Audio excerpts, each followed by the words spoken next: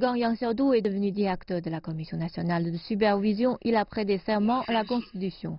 La nouvelle commission est née de la Constitution nouvellement amendée, approuvée la semaine dernière.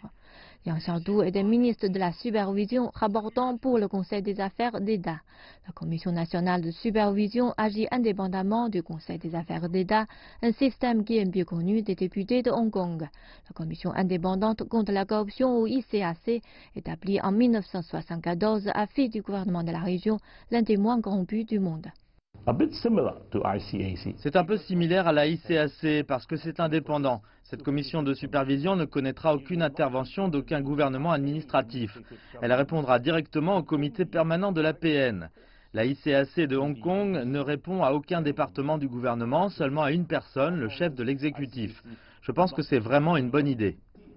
La nouvelle Commission nationale de supervision a aussi pour but d'élever l'efficacité. Le pays a expérimenté des programmes pilotes dans plusieurs provinces. En janvier 2007, le Shenxi a mis en place la première commission provinciale de supervision en Chine. En juillet, Guo Rai, ancien secrétaire du BCC d'une entreprise d'État locale, a été condamné à 13 ans de prison pour avoir corrompu portant sur 16 millions de yuans et mauvais comportement. Cette affaire faisait l'objet d'une enquête depuis 3 ans, avant qu'elle ne soit prise en main par la commission et réglée en seulement 4 mois. Guo Rai a violé la discipline du parti et la loi. Son cas a été traité par différents bureaux, ce qui était très inefficace pendant des années. Depuis que le président Xi Jinping a pris ses fonctions en 2013, sa campagne anticorruption a puni un peu plus d'1 million de personnes. Plus de 150 étaient des fonctionnaires de niveau ministériel ou provincial et au-delà.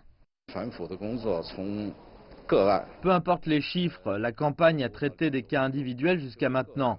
L'établissement de la nouvelle commission fera de la lutte contre la corruption la routine du travail du gouvernement.